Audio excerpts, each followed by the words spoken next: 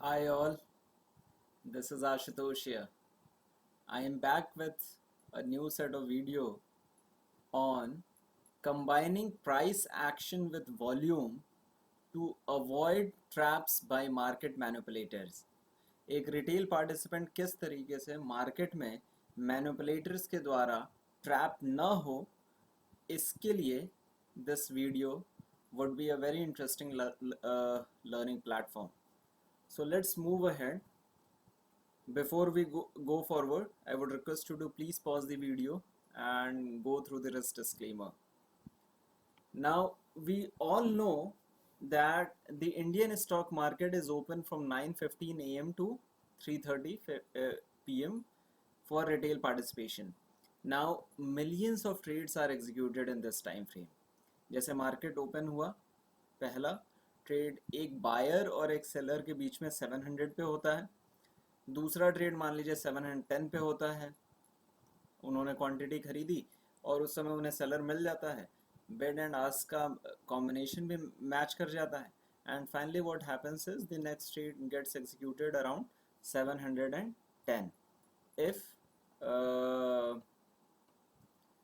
the third trade is happening somewhere in the range of 720, highest trade happened in the range of 725, lowest कोई एक trade हुआ था उन लोग के बीच में, वो 680 के बीच में हुआ था, जो क्लोजिंग ट्रेड हुआ था वो कहीं रफली 708 के आसपास हुआ था. तो if these trades got happened in the process, we read all the information by properly representing it in a candlestick format.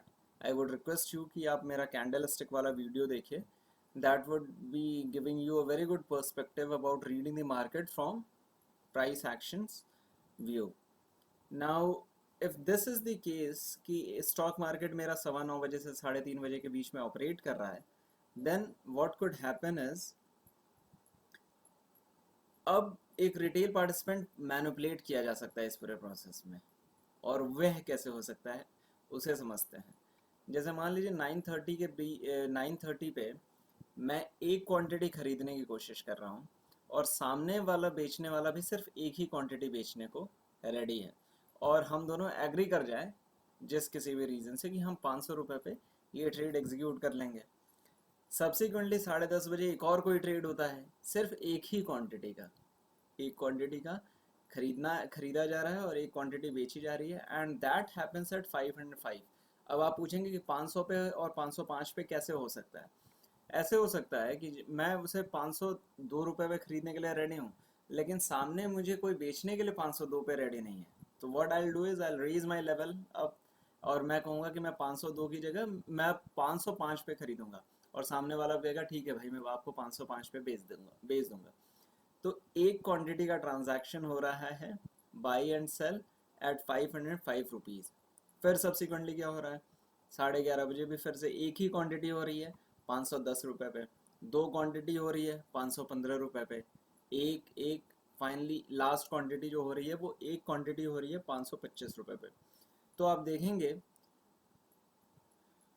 There are 8 quantities which got transacted in the whole day. सिर्फ 8 quantity खरीदी और बेची गई है. But what has happened is the price has move from 500 to 525 rupees in a day.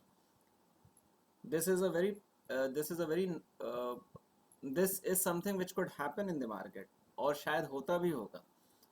A retail participant can fall into a trap that the price has been constantly increasing while he is getting influenced in the process. Retail participant बाहर से बैठा हुआ है और वह ये देख रहा है कि मेरा प्राइस जो है वो 500 से 525 हो गया है आज. Now if he is seeing only the price, then what he is getting influenced in the process. अगर यही प्रोसेस अगले 10 दिन तक चल जाए, 525 से 540 हो जाए, 540 से 570 हो जाए, 570 से finally it goes to become 600, 600 से 625 हो जाए, if this is the process, if it could go on for another 10-12 days, retail participant ये सोचने लगेगा कि the price has jump from 500 to 625 rupees and we are missing the bus. The fear of missing out comes into the psyche of a retail participant, और वह उसमें participate करने के लिए now he becomes a little bit more enthusiastic, क्योंकि historically price तो इसका 500 से 625 हो गया एक हफ्ते के अंदर. If that is the case, अगर in this way a retail participant could get trapped, what could be the potential solution around it? ये भी बहुत ज़रूरी है. तो the solution is very simple. We combine the price with the volume. What is the volume doing in the market? Yep. So let's move ahead and see what happens. So shares are bought and sold over a given period of time. The more active the share, higher would be its volume. तो हम ये assume करते हैं कि ये एक नया कोई स्टॉक है जिसमें 100 क्वांटिटी बेची गई है, खरीदी गई है, और 100 क्वांटिटी बेची गई है. So the volume in this case, the transacted volume is 100 and not 200. 100 quantity खरीदना और बेचना, वॉल्यूम is 100.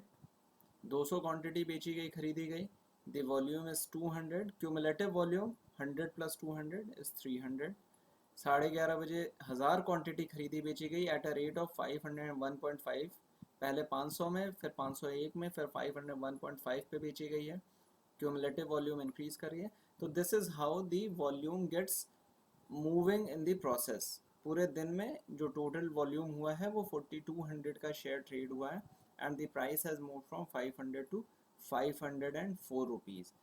अब वॉल्यूम को प्राइस के साथ कंबाइन करने के पीछे की जो फिलॉसफी है, उस फिलॉसफी को थोड़ा सा समझ लेते हैं. We understand that institutional investors buy और sell transact in large quantities. If that is the case, institutional money is called as smart money in the market. We all know that. And smart money mostly makes wiser decisions compared to the retail traders. Hence, for a retail participant, it becomes very important that we follow the trend set up by smart money, and that would be the right approach for any retail trader. Trend क्या कर रहा है? Trend अगर उसे खरीद रहा है और तो we go with the trend, we buy it. If the trend is trying to sell, the institutional investors are trying to move out of any stock, we will also choose to move out of that stock, or if we even can short the trade, और हम वो भी कर सकते हैं. If that is the case, the crux of combining the price and the volume is this. If the price is increasing, अगर मेरा price बढ़ रहा है और उस समय मेरा वॉल्यूम भी बढ़ रहा है, उस स्टॉक में वॉल्यूम भी बढ़ रहा है, तो मोस्ट प्रोबेबली वॉल्यूम अगर सिग्निफिकेंट अमाउंट से बढ़ रहा है तो मोटा वॉल्यूम कौन खरीदेगा? It is mostly the institutional investors who are doing. The smart money is buying it. It means that it is a bullish trend.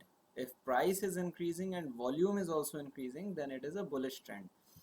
If price is increasing, price बढ़ रहा है लेकिन वॉल्यूम नहीं बढ़ रहा है, वॉल्यूम नहीं बढ़ रहा है, इसका मतलब ये कि may be the participation is not from the retail from the institutions, but it is because of the retail participation the volume is increasing.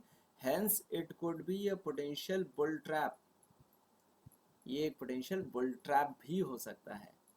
अच्छा, तीसरा केस बहुत इंपॉर्टेंट है. अगर मेरा प्राइस डिक्रीज कर रहा है और उस समय वॉल्यूम इंक्रीज कर रहा है, प्राइस डिक्रीज कर रहा है और वॉल्यूम इंक्रीज कर रहा है, means the institutions are offloading their shares. वो अपने शेयर्स को बेच रहे हैं. It means that the trend is bearish. और प्राइस डिक्रीज कर रहा है और वॉल्यूम डिक्रीज कर रहा है. प्राइस डिक्रीज कर रहा है, वॉल्यूम डिक्रीज कर रहा है, means the institutions are not doing it. The retail participation might be influencing the market, and hence it could be a potential bear trap. हम डर के मारे उस स्टॉक से निकल सकते हैं. Bull trap and bear trap are two domains which a retail participant have to be always watchful of. Identify करिए कि प्राइस के साथ साथ वॉल्यूम क्या कर रहा है और फिर उसमें उस जर्नी में engaged हो जाइए. If price volume are increasing, you engage, you go long. If price and volume both are price is decreasing and volume is increasing, then you can choose to move out of, close your position and come out of the trade, or you can even choose to short the stock. If that is the case, let's take few examples and try to understand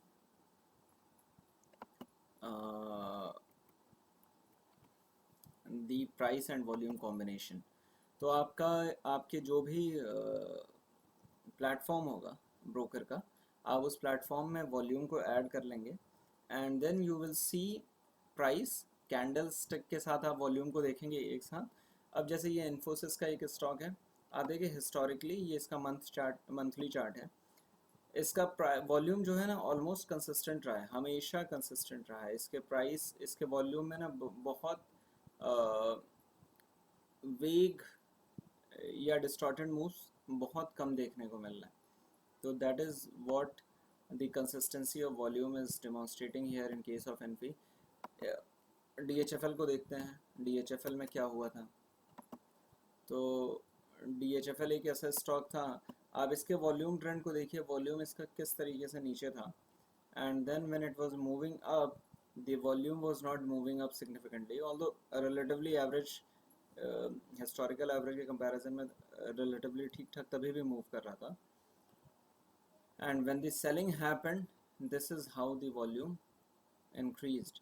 So even at this stage also, if the volume just jumped from here to till here, as a retail participant we could have become a little cautious in understanding that yes, the prices are moving in a different direction. So as a participant, market participant and a retail participant, it becomes very important on part of all of us that we combine the price and we combine the volume together, and then we understand the nitty-gritties of the things. If the price is increasing with an increase in volume, then it is a good move. If the price is decreasing with an increase in volume, then also it is a fairly good judgment for all of us कि trend जो है वो bearish है। लेकिन जो बीच के combination है, bull trap और बेयर ट्रैप वाले कॉम्बिनेशन, उनमें एक रिटेल पार्टिसिपेंट को अपने आप को सेफ गार्ड करने की ज़रूरत होती है। So this was the whole objective of this video. I hope you would have liked it. I will be coming with the next set of video pretty quickly. Thank you so much.